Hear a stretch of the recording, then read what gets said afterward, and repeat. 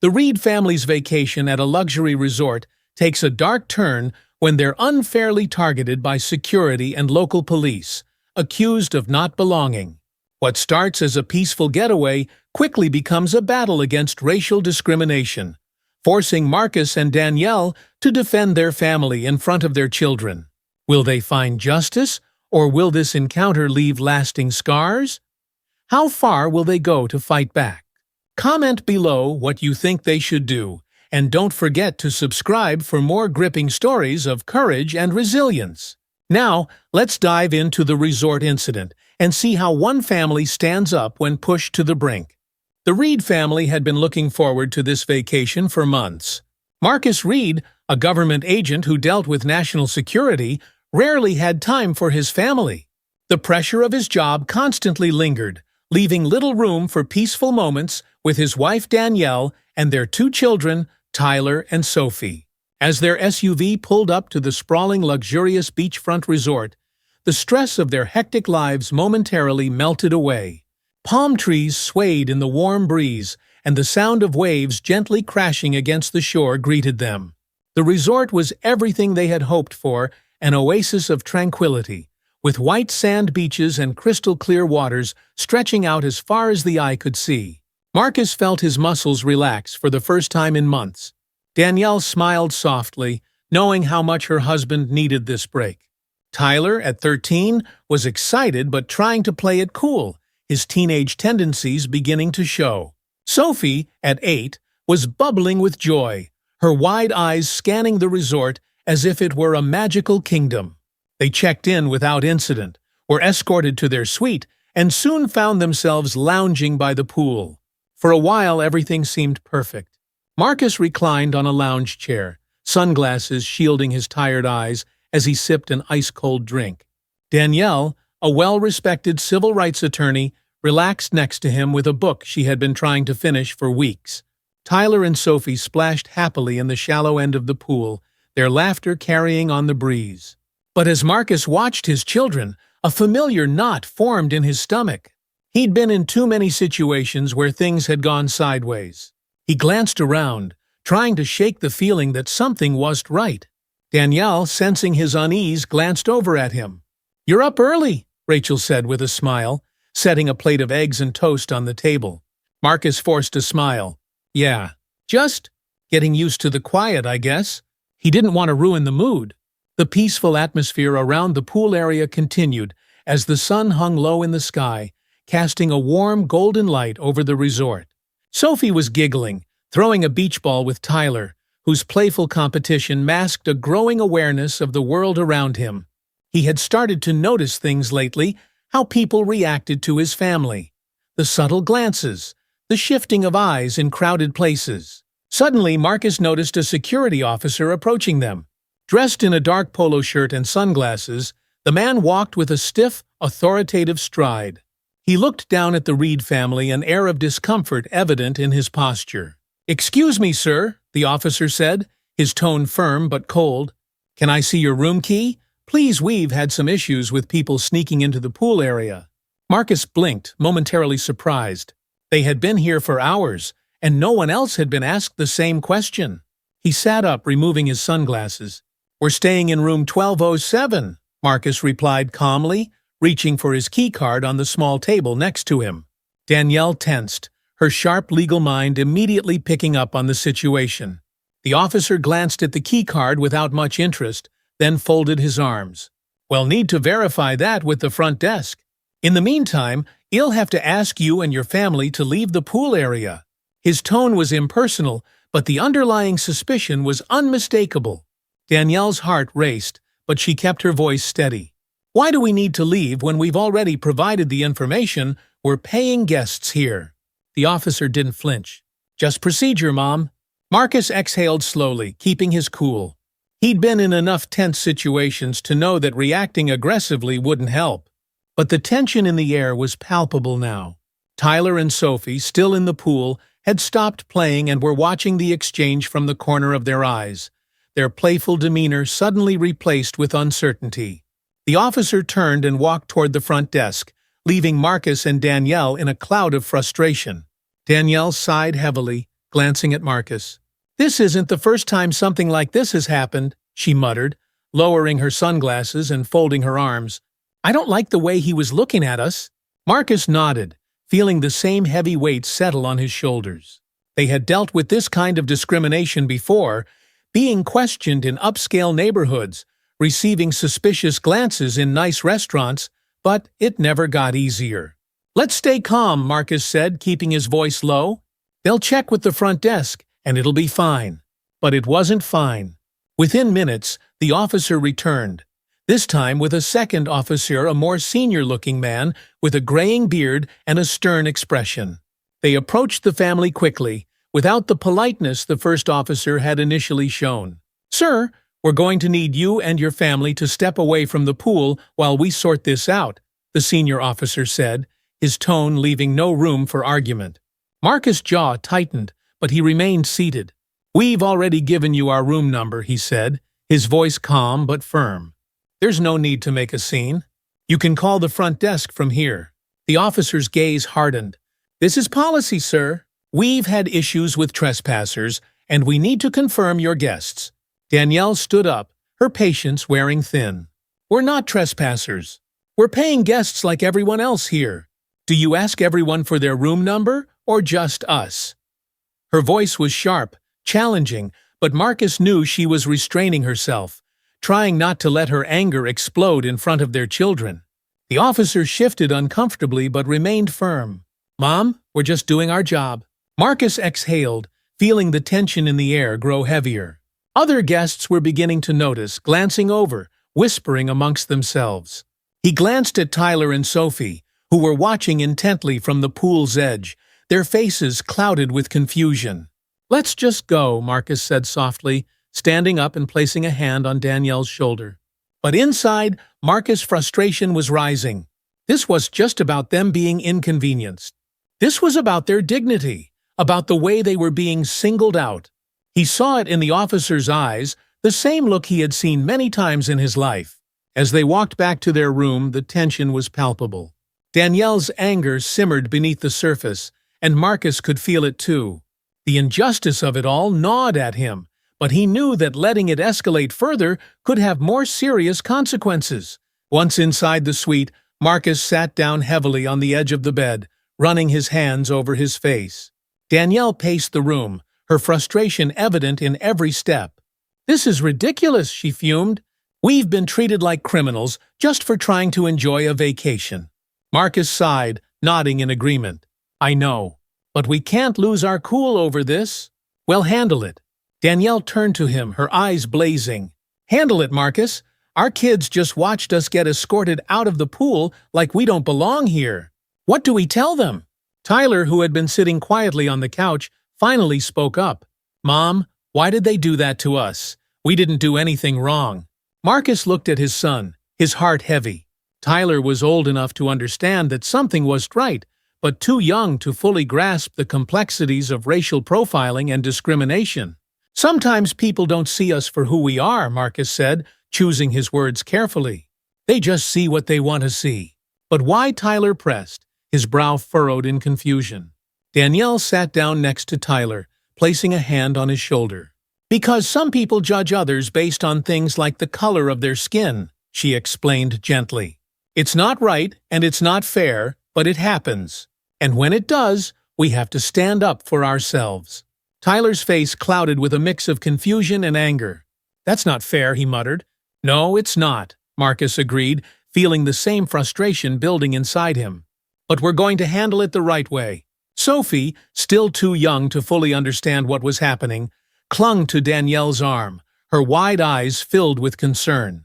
"Are we in trouble, Mommy?" she asked softly. "No, sweetheart," Danielle said, pulling her daughter close. "We're not in trouble. We didn't do anything wrong." But despite her reassuring words, Danielle knew the damage had already been done. Their vacation had been tainted, and the injustice they had faced weighed heavily on them all. The next morning, Marcus and Danielle decided to confront the situation head-on. They made their way to the front desk, determined to get an explanation for the way they had been treated. Marcus kept his expression neutral, but inside, the tension from the previous day still simmered. As they approached the desk, The same security officer from the pool, Officer Mitchell, stood nearby, chatting with the receptionist. His eyes narrowed slightly when he saw them approaching. "Excuse me," Danielle said firmly, stepping forward. "We need to speak with a manager about an incident that happened yesterday." The receptionist glanced nervously at Officer Mitchell before replying. "He'll call the manager for you right away." Within moments, the resort's manager, a middle-aged man with a crisp suit and a practiced smile, appeared. "Good morning, folks," he said, his tone overly polite. "I understand there was some confusion yesterday. How can we make things right?" Danielle didn't mince words. "Your staff humiliated us in front of our children by accusing us of trespassing. We were singled out without cause. I'd like to know why." The manager's smile faltered slightly, but he quickly recovered.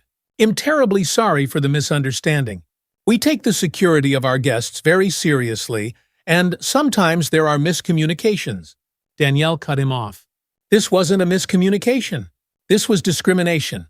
We were treated like we didn't belong here, and it's unacceptable." The manager shifted uncomfortably, glancing at Officer Mitchell, who stood silently nearby. "I assure you, that wasn't the intention," the manager said. "We value all of our guests." Marcus stepped forward, his voice calm but firm. "We don't need empty apologies. What we want is an explanation.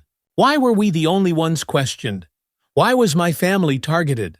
The manager hesitated, clearly uncomfortable with the direction the conversation was heading. "I understand your frustration," he said carefully. "He'll speak to the security team and ensure this doesn't happen again." Danielle's eyes flashed with anger, but she held her tongue.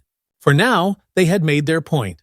As they turned to leave, Officer Mitchell watched them with a cold, unreadable expression. Marcus could feel his gaze on his back as they walked away, and he knew this was the end of the issue. Back in their room after confronting the manager, the air was thick with tension. Danielle paced, her frustration clearly visible, while Marcus sat on the edge of the bed, rubbing his temples. Tyler, old enough to sense the gravity of the situation, looked between his parents with concern. Sophie, sitting quietly on the couch with her legs pulled up to her chest, had lost her earlier carefree energy. Tyler broke the silence first. "Mom, Dad, are we in trouble because of what happened at the pool?"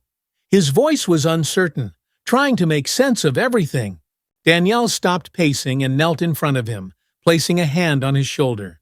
"No, sweetheart, we aren't in trouble. You did nothing wrong. Neither did we. Sometimes people don't treat others fairly because of how they look or what they assume about them. And that's not okay." Tyler frowned, trying to understand. "But why us? Why did they think we didn't belong?" Marcus stepped in, his tone measured but firm. "Some people have biases, Ty. They see someone who looks different from them and make unfair judgments.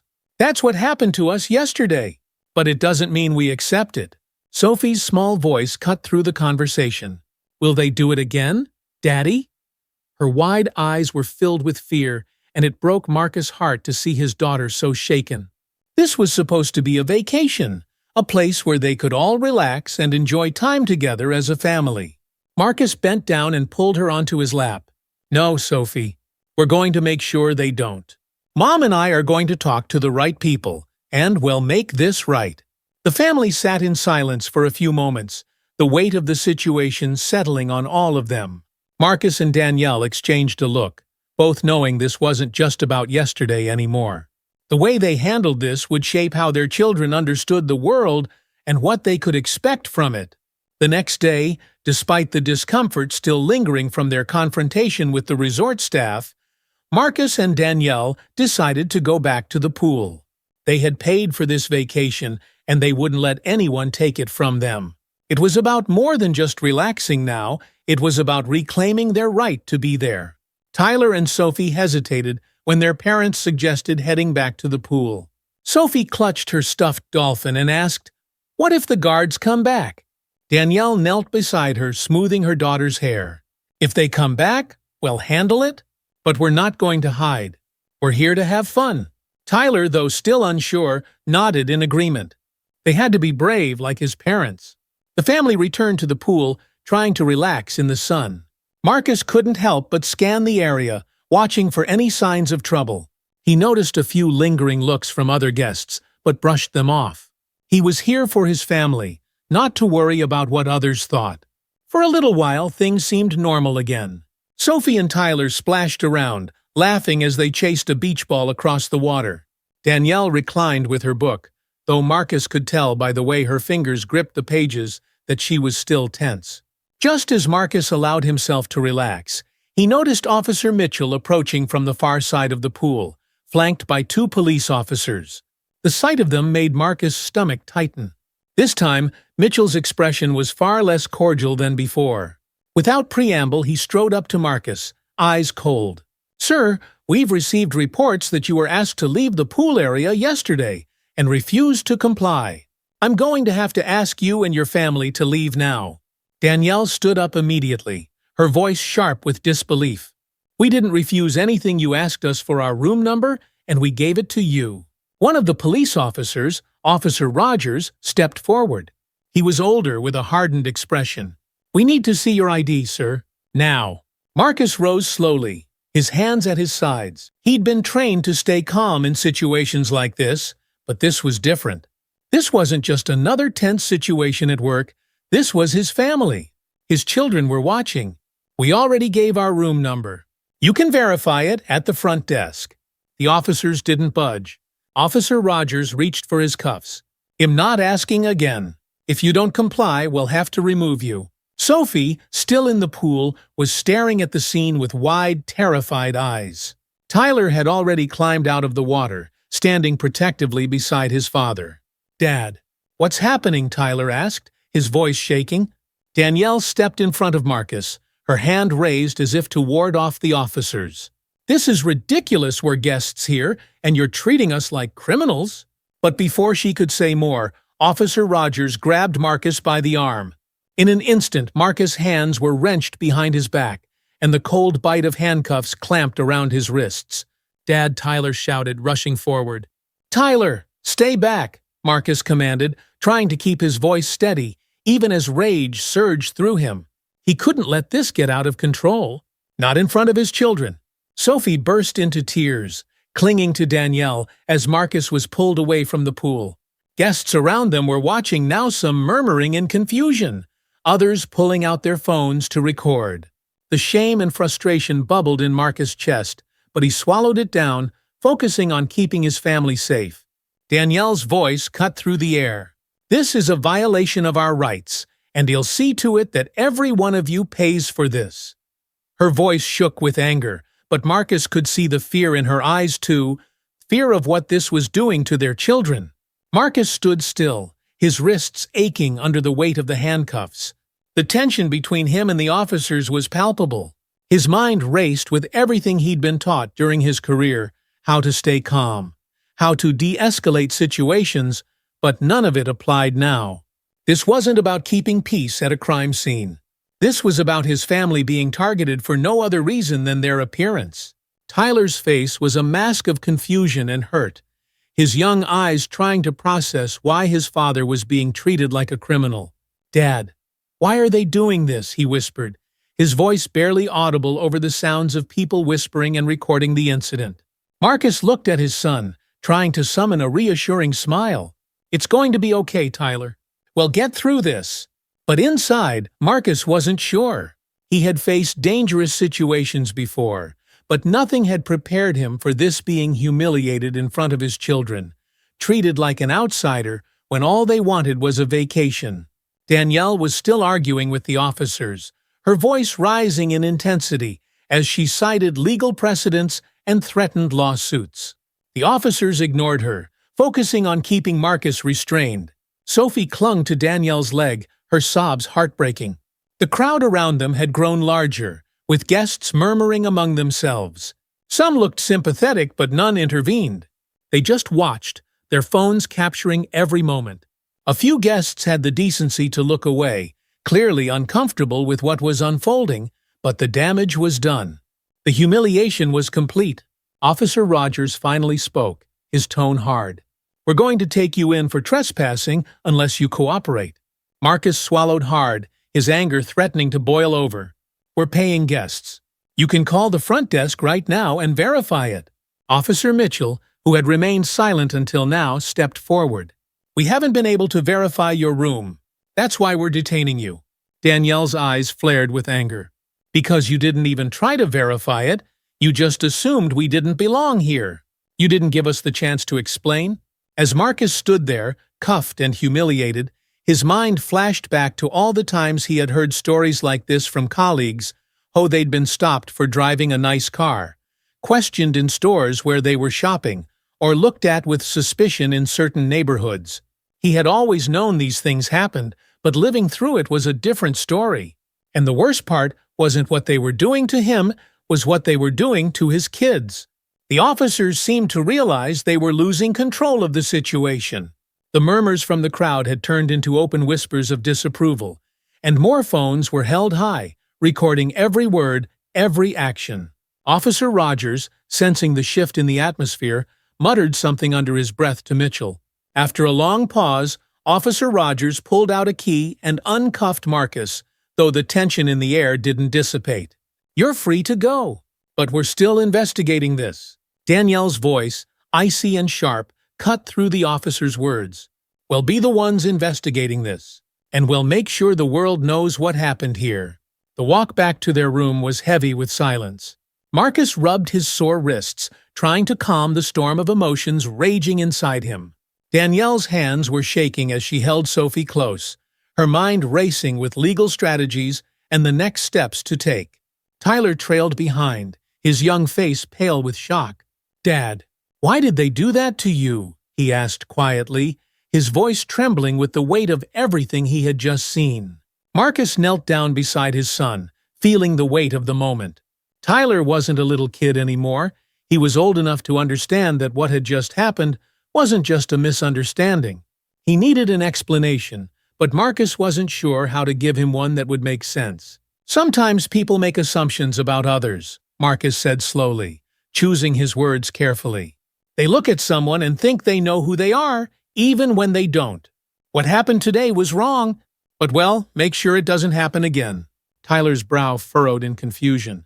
"But you didn't do anything wrong. Why couldn't they just call the front desk?" Danielle, still holding Sophie, glanced at Marcus before speaking.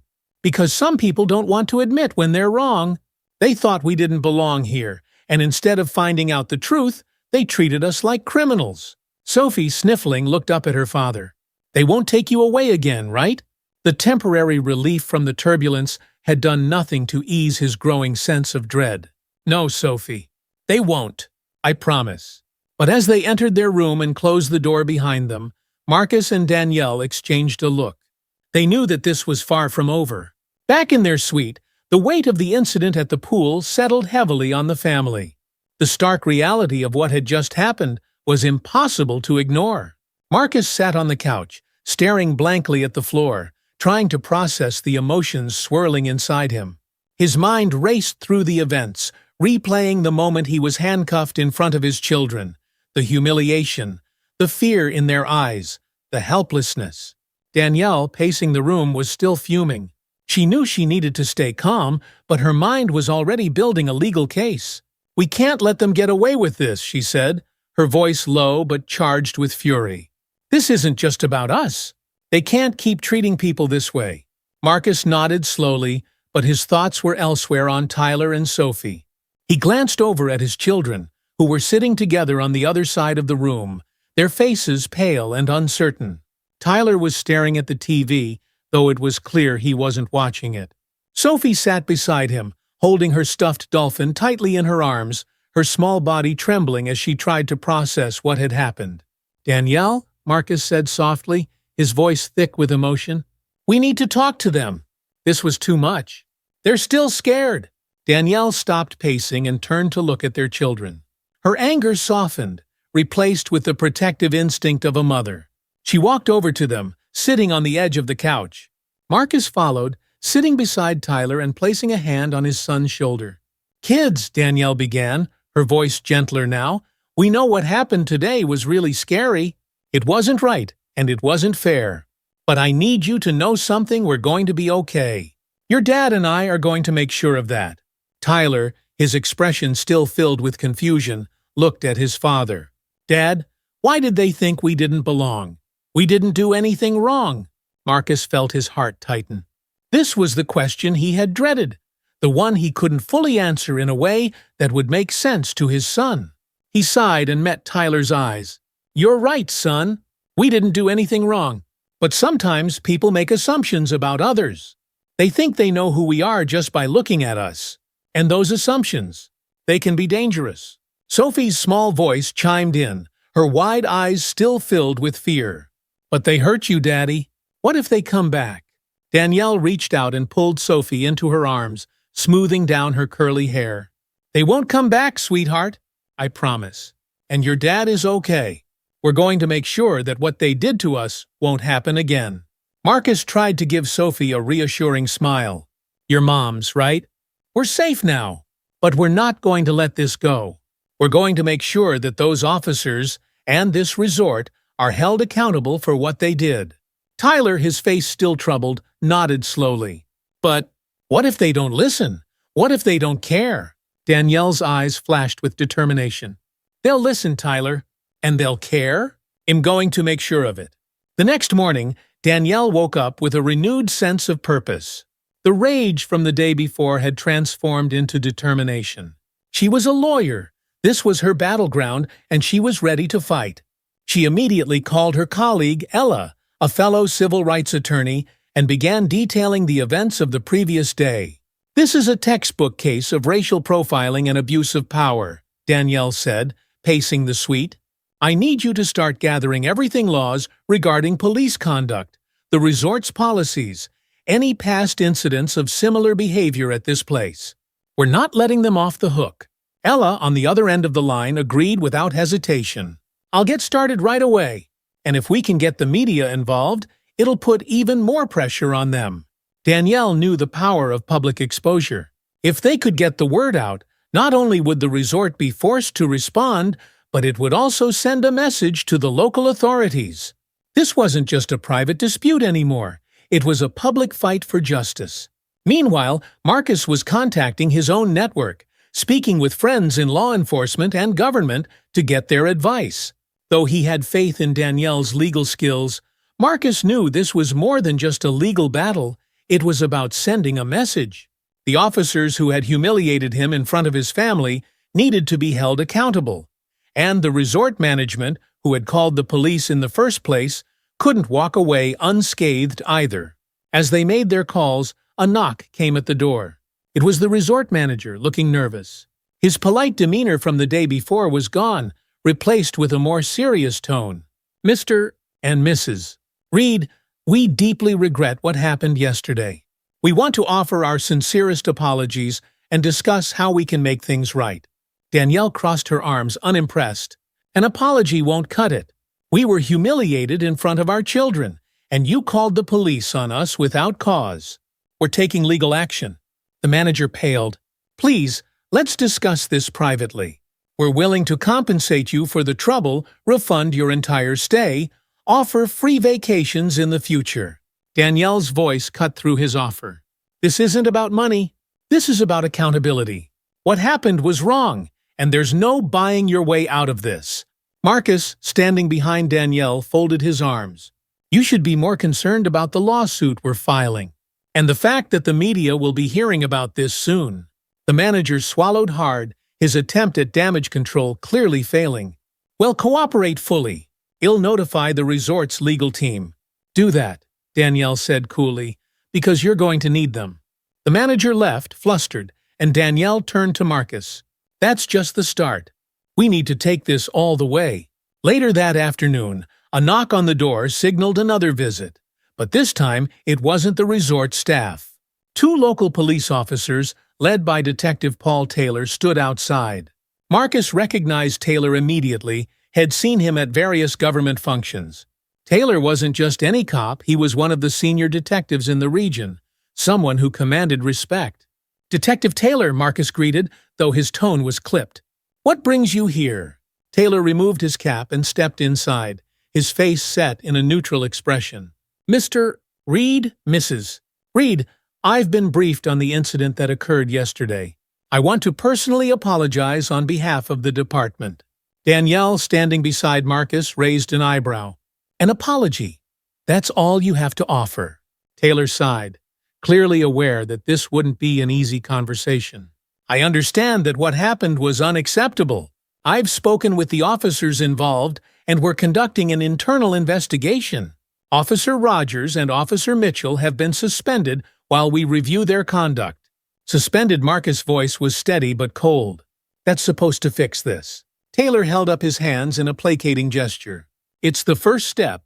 Look, I know this doesn't undo what happened, but I want you to know that we're taking this seriously. We don't tolerate discrimination in our department, and he'll make sure those responsible are held accountable. Danielle, her arms crossed, wasn't swayed. What about the fact that they never even tried to verify our information? They went straight to treating my husband like a criminal in front of our children. What about that? Taylor's jaw tightened. It's all part of the investigation. I promise you, if we find that protocol was violated, there will be consequences. But Marcus asked, sensing hesitation in Taylor's tone. Taylor sighed again, clearly uncomfortable. The officers will have a right to defend their actions, and this could take time. I just want you to know that we're committed to resolving this properly. Danielle stepped forward, her voice sharp. We're not waiting quietly while you figure things out. We're already moving forward with legal action. This isn't going to be swept under the rug. Taylor didn't flinch. I wouldn't expect you to, but I hope you'll give us the chance to conduct a thorough investigation. Marcus glanced at Danielle, then back at Taylor. You do what you need to do, Detective, but don't expect us to wait on you to make things right. Taylor nodded. Understood. As the officers left, Marcus turned to Danielle. Do you think they'll actually do anything? Danielle shook her head, her lips set in a firm line. Not unless we keep the pressure on. Months passed as the legal proceedings began to take shape. Danielle's legal team, alongside civil rights advocates, built a strong case against both the resort and the police department. Every detail of the incident was scrutinized, from the officer's decision to handcuff Marcus without cause to the resort's failure to protect its guests from harassment. As the trial opened, media coverage of the case was widespread. The courtroom was packed with reporters and spectators, all eager to witness the unfolding battle for justice. Danielle stood tall as she delivered her opening statement. This case isn't just about what happened to my family. It's about a system that allows people to be judged, not on their actions, but on their appearance. It's about a system that permits those in power to abuse their authority without consequence. And it's about holding those people accountable. Her words resonated with the jury, and as the trial continued, it became clear that the defense was on shaky ground. The video evidence captured by bystanders at the resort, combined with the testimony of witnesses who had seen the event unfold, painted a damning picture.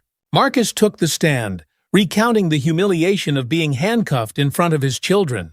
His voice was steady, but the emotion behind it was unmistakable. I've served my country for years, he said, his eyes locking with the jury. I've dedicated my life to protecting others. But in that moment, I wasn't a father or a husband. I was just someone they didn't think belonged. Danielle watched from the sidelines, her heart swelling with pride for her husband's strength. She knew that this case was about more than just winning. It was about setting a precedent, about ensuring that no one else had to go through what they had experienced. The prosecution rested its case, and as they awaited the verdict, the tension in the courtroom was palpable. The courtroom was silent as the jury filed back in. Marcus and Danielle sat side by side, their hands intertwined beneath the table. Tyler and Sophie were seated in the gallery with family friends, watching anxiously. The foreperson stood and cleared her throat. In the case of Reed versus the resort, we find in favor of the plaintiff. The resort is ordered to compensate the Reed family and issue a formal apology for their actions. A murmur of approval rippled through the courtroom, but the foreperson wasn't finished. In the case of Reed versus the local police department, we also find in favor of the plaintiff. The officers involved are found to have violated department protocol and engaged in discriminatory practices. Further disciplinary action is recommended. Danielle closed her eyes for a moment, relief flooding through her. They had won. Justice had been served, and the system had been held accountable for its failure. Marcus exhaled slowly, his grip on Danielle's hand tightening. "It's over," he whispered, though they both knew that this was only the beginning of their fight to change the system. Back home, the Reed family began to process what had happened and how it had changed them. The legal battle had been long and grueling, but it had brought them closer together. Tyler, still grappling with what he had witnessed, sat down with his parents one evening. "I still don't understand why people think like that," he said, his voice filled with frustration. "Why do they treat us differently just because we look different?" Marcus sighed, pulling his son closer. "I wish I had a simple answer for you, Ty. But the world doesn't always make sense. What matters is that we stand up for ourselves and for others. We fight for what's right, no matter how hard it is."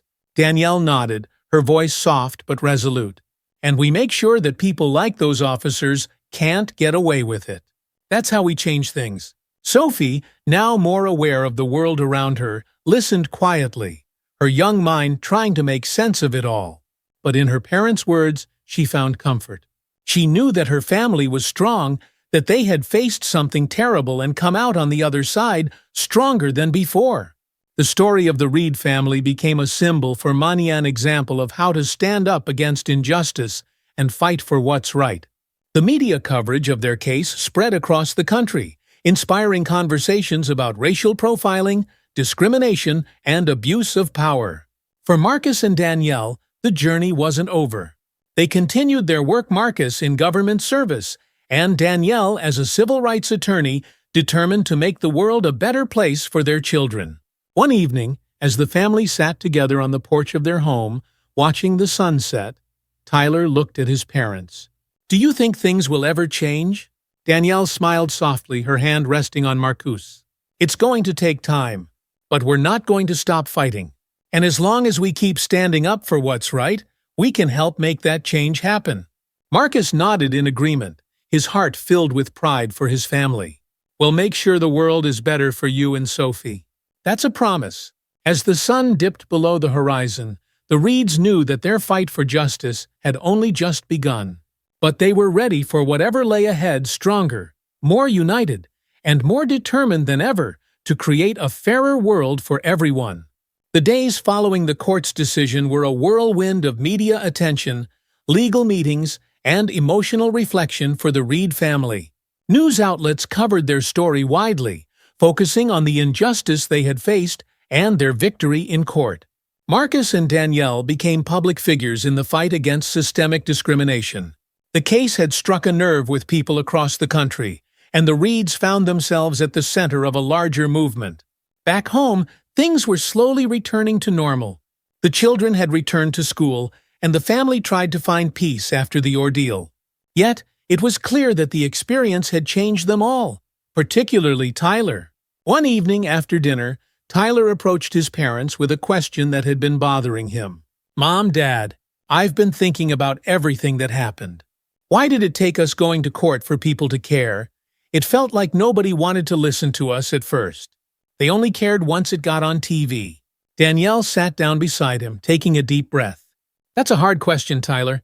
Sometimes people don't realize how wrong something is until it's put right in front of them. It shouldn't be that way, but it often is." Marcus nodded, sitting across from them. "That's why it's important for us to speak out. If we hadn't stood up for ourselves, this whole thing could have been swept under the rug. We had to make sure people saw what was happening. And now, because we did, others might not have to go through what we did." Tyler thought for a moment, his brow furrowed. "But what if people still don't care? What if things don't change?" Danielle looked her son in the eyes, her voice steady. "We keep fighting, Ty. Change doesn't happen overnight, and there will always be people who don't want to see it. But we don't give up just because it's hard. We fight for what's right, and we keep pushing for a better world." Tyler nodded slowly, understanding in his own way the weight of their fight. It wasn't just about their family anymore. It was about something much bigger. In the weeks following their court victory, Marcus and Danielle were contacted by numerous civil rights organizations and advocacy groups.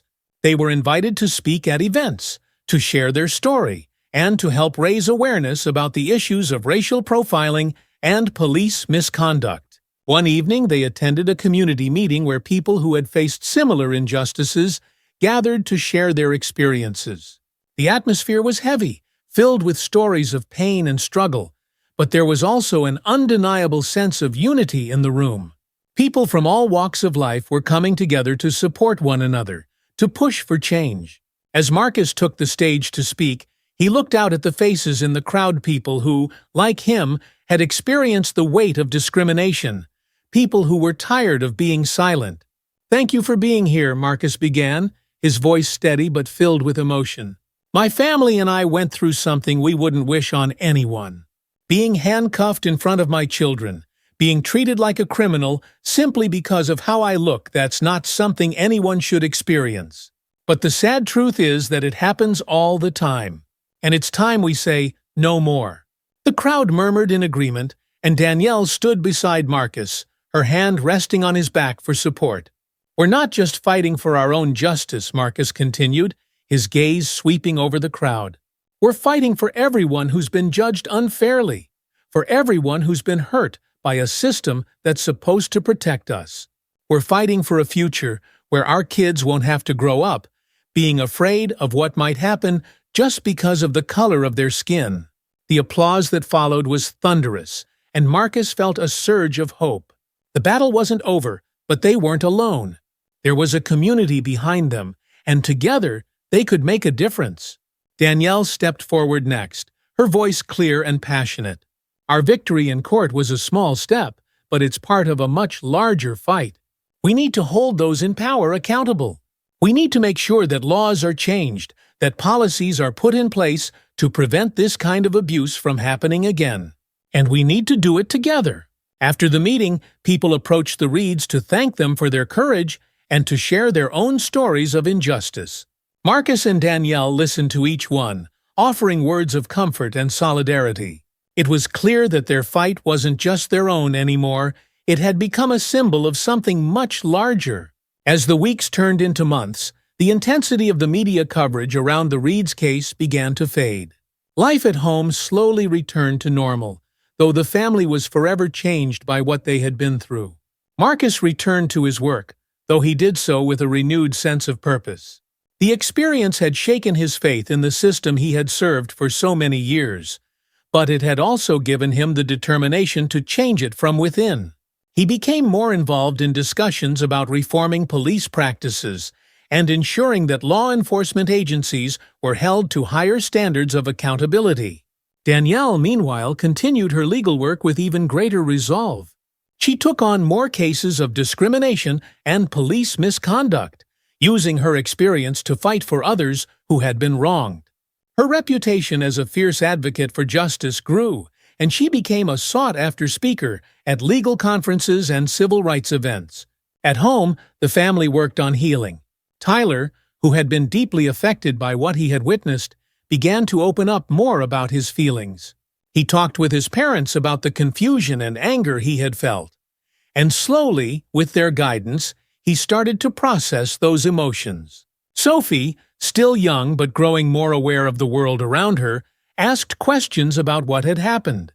Marcus and Danielle answered as best they could, trying to balance protecting her innocence with helping her understand the reality of the world. One evening, as they sat together on the porch, Sophie climbed onto Marcus' lap. "Daddy, will the bad people go away now?" Marcus' heart ached at the simplicity of her question. He kissed the top of her head and held her close.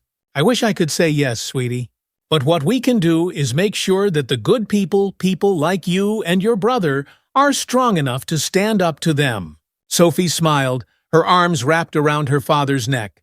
"I want to be a good person." "You already are," Marcus whispered, his eyes filled with pride. Danielle, sitting beside them, smiled softly. Despite everything they had gone through, they were a family, and that bond had only grown stronger. Months later, life for the Reed family had settled into a new normal. The court case was behind them, but its impact continued to ripple through their lives.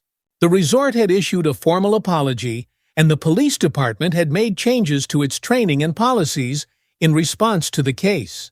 While these victories were important, Marcus and Danielle knew that the fight for justice was far from over. One day, as they were preparing dinner, The phone rang. It was a representative from a national civil rights organization, inviting them to be honored at an upcoming gala for their contributions to the fight for justice. "We're just a regular family," Marcus said, surprised by the invitation. "We did what we had to do." The representative chuckled. "That may be true, but your story has inspired a lot of people. We'd love for you to come and share your experience." Marcus and Danielle exchanged a look, both understanding the significance of the invitation. It wasn't just about them anymore.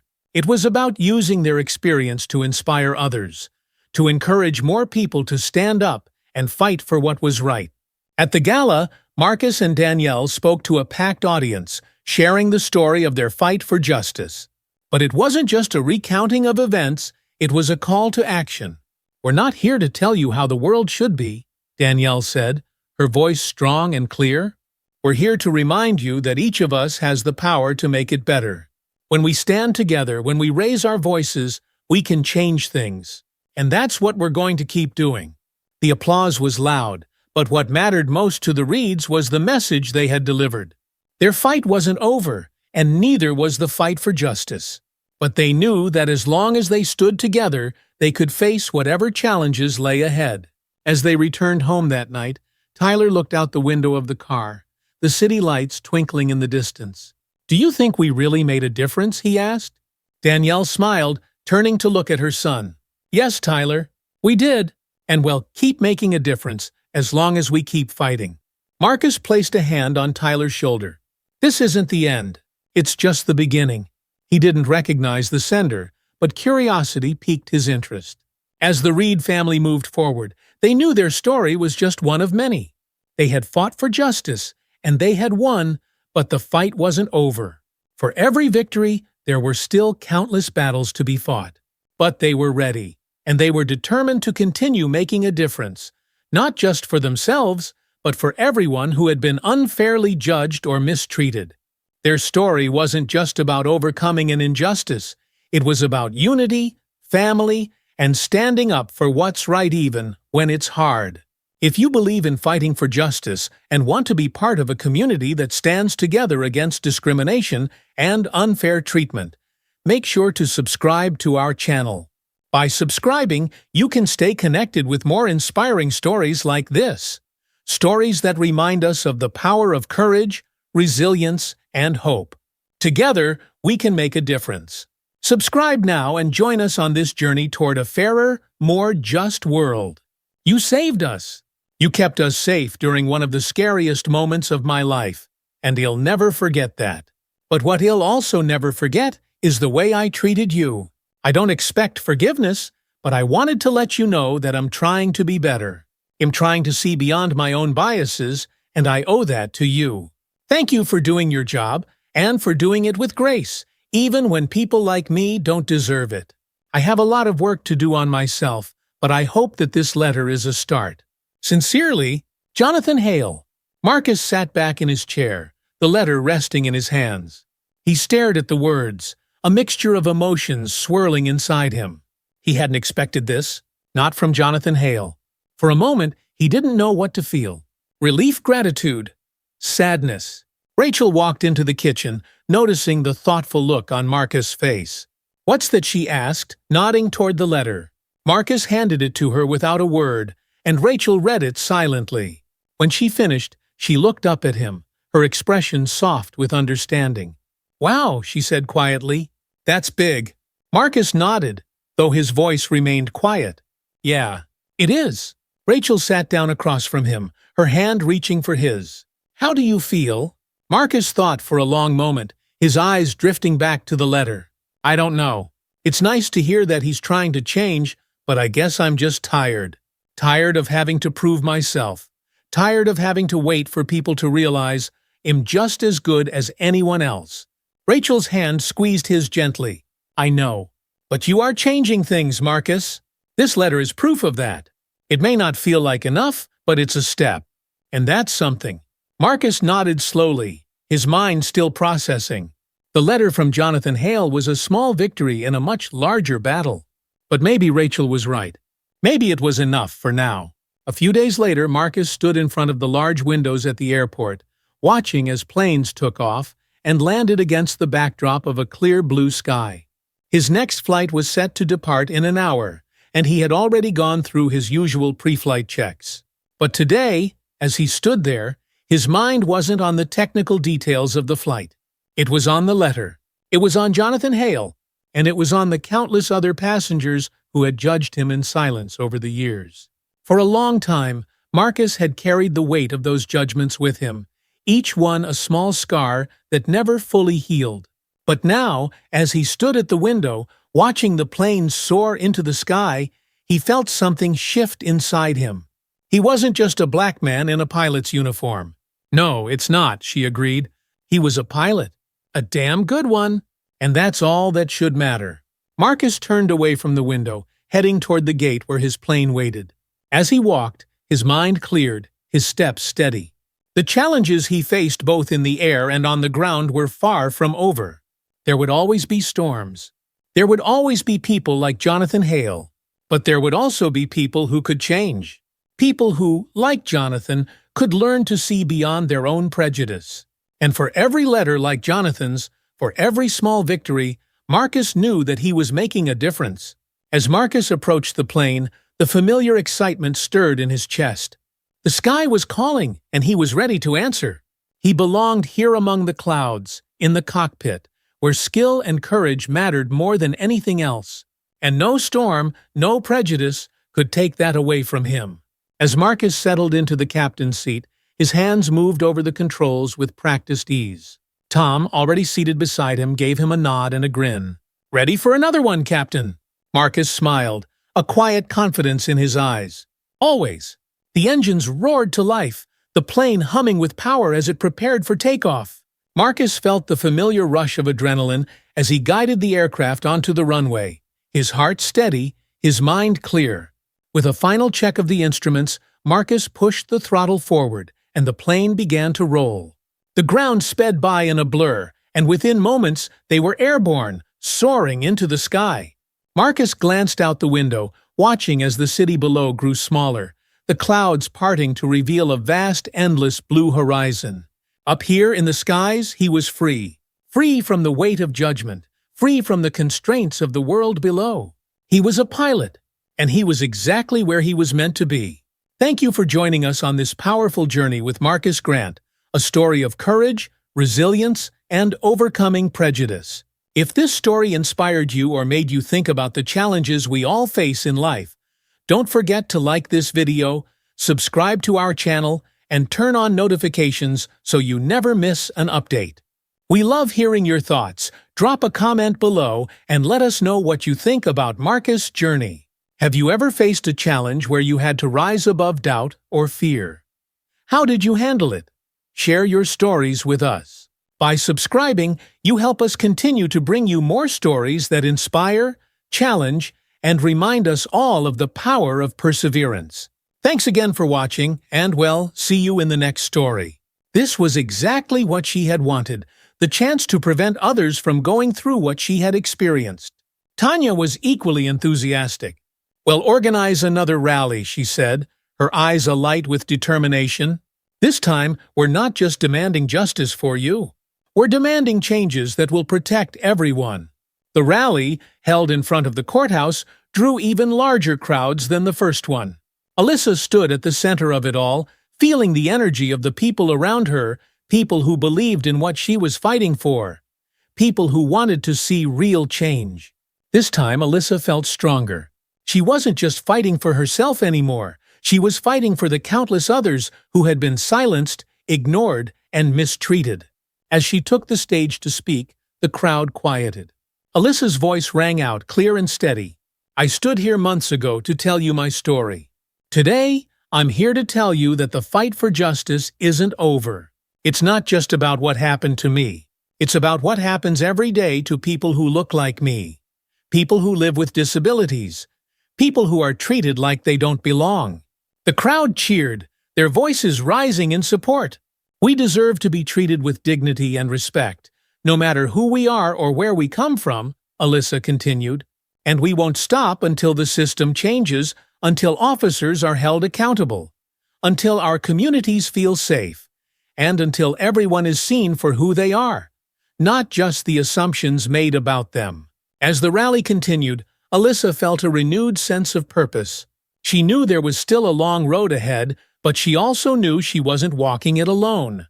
In the months that followed, Alyssa and Ethan's lives slowly began to return to a sense of normalcy. The media attention faded, and the constant pressure of the trial eased. But Alyssa's fight for justice didn't end, it simply shifted. She and Ethan became advocates, speaking at events, partnering with civil rights organizations, and working with local lawmakers to push for reforms in police training. Their case became a touchstone for broader conversations about race, disability, and the treatment of marginalized communities. For Alyssa, the most important change was within herself.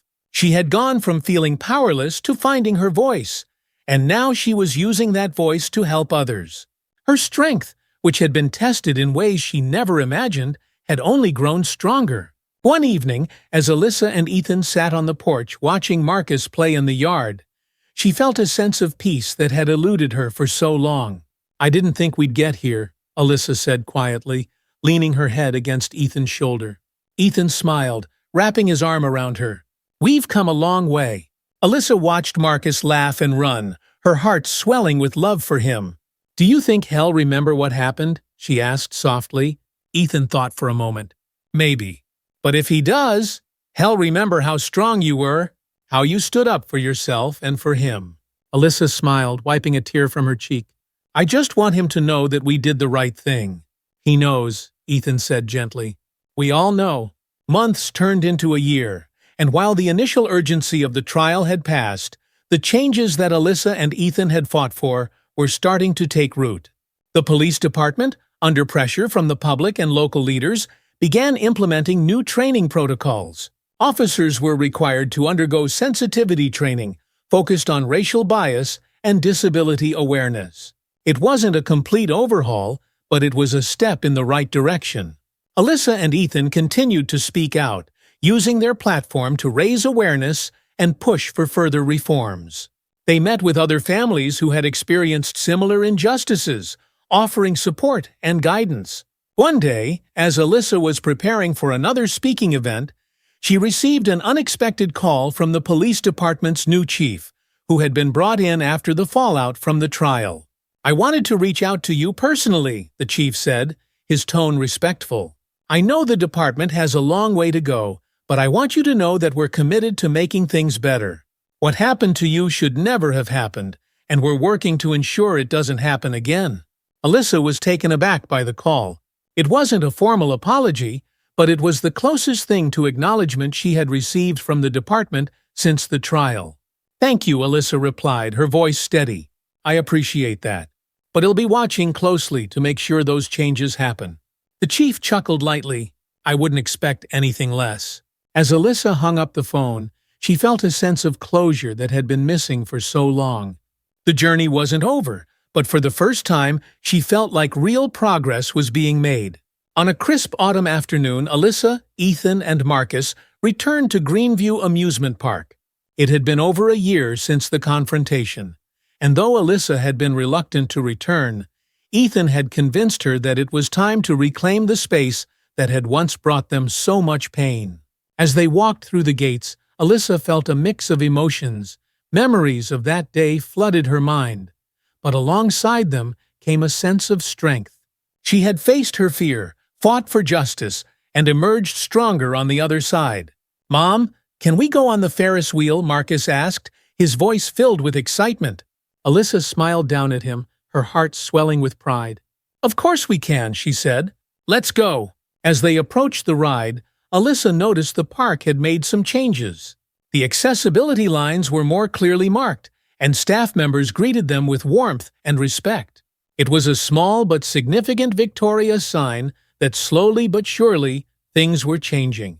As the Ferris wheel lifted them into the sky, Alyssa looked out over the park, the sun casting a warm glow over the landscape. She glanced at Ethan, who smiled back at her, and then at Marcus, whose laughter filled the air. In that moment, Alyssa felt a deep sense of peace. She had fought for herself, for her family, and for justice. And while the fight was far from over, She knew they were heading in the right direction. They had faced the odds and emerged stronger, and now, together, they looked to the future with hope. The story of Alyssa and Ethan's fight for justice became a symbol of hope and resilience. It wasn't just about one incident, it was about standing up against a system that too often overlooked the people it was meant to protect. Their story inspired others to come forward, to share their own experiences, and to demand better from the institutions that were supposed to serve them. Alyssa's journey wasn't easy, but in the end, she had found her strength not just for herself, but for her family and her community.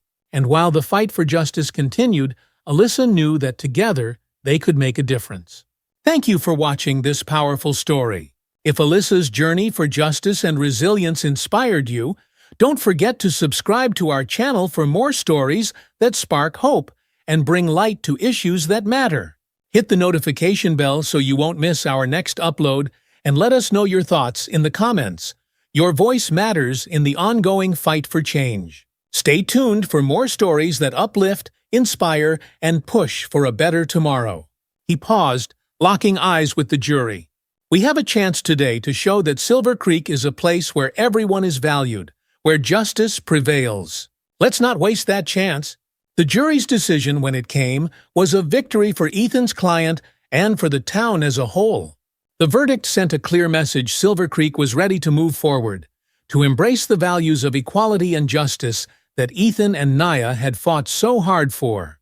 The victory in the courtroom marked the beginning of a new chapter for Silver Creek. Slowly but surely, the town was becoming a place where people felt safe to speak out, to stand up for what they believed in. It wasn't perfect. There were still moments of tension, still pockets of resistance, but the progress was undeniable. Ethan and Nia, though still facing challenges, felt a sense of peace they hadn't known in a long time. They had fought for their love, for justice, and for the future of Silver Creek, and now they were seeing the fruits of their labor. One evening, as they sat together on their porch, watching the sun dip below the horizon, Ethan turned to Nia, a soft smile on his lips. "You know," he said, his voice filled with affection, "when I first met you, I had no idea how much my life would change." Nia chuckled, resting her head on his shoulder. "You had no idea how much you'd change mine." Ethan wrapped his arm around her, pulling her close. "We've come so far. Sometimes I still can't believe everything we've been through." Nia nodded, her heart full. "It hasn't been easy, but I wouldn't trade it for anything." As they sat together, the quiet of the evening surrounding them, Nia thought about the journey they had been on, the battles they had fought, the love they had shared, and the future they had helped create. Silver Creek was changing, and so were they. A few weeks later, the community held a town-wide celebration to honor the progress that had been made. The event, organized by Nia and Martha Sullivan, was a way to bring everyone together, to celebrate the town's journey toward inclusion and justice. The celebration was held in the town square, where people from all walks of life gathered, young and old, black and white, conservative and progressive. It was a symbol of how far Silver Creek had come, and a reminder that the town's future was something everyone could help shape. As the sun set over the square, Ethan and Nia stood together on the main stage, looking out at the crowd. The atmosphere was warm and joyful, filled with laughter and music. It was a moment of triumph, a testament to the power of love, community, and perseverance. Martha Sullivan took the microphone, her voice carrying across the square. "Tonight, we're celebrating more than just the progress we've made. We're celebrating the people who made that progress possible. People like Ethan and Nia, who showed us what it means to stand up for what's right, even when it's hard." The crowd erupted in applause, and Nia felt tears prick the corners of her eyes. She hadn't done this for recognition, but hearing the town come together in support of the changes they had fought for filled her with a sense of pride and fulfillment. As the night wore on, Ethan and Nia danced together under the stars, surrounded by friends, family, and neighbors. The future, once uncertain, now felt bright with possibility. And though there were still challenges ahead, they knew they would face them together, just as they always had. As the years passed, Silver Creek continued to evolve, becoming a beacon of hope for other towns grappling with the same struggles. Ethan and Naya's love story became part of the town's legacy, a symbol of what could be achieved when people refused to back down in the face of adversity. Their journey wasn't just about love, it was about standing up for justice, for fairness, and for the belief that everyone, no matter their background, deserved to be treated with dignity and respect. In the end, Silver Creek had become a place where people from all walks of life could live, love, and grow. And though the road had been long and hard, it had been worth every step. Ethan and Nia, together, had built a legacy of love and hope, one that would endure for generations to come. If you enjoyed this story and want to hear more about love, justice, and the power of standing up for what's right, don't forget to hit the subscribe button and turn on notifications. By subscribing, you'll stay updated on all our latest content. Thanks for your support, and remember, love and justice always prevail. He stood up and walked over to the window, looking out at the world beyond.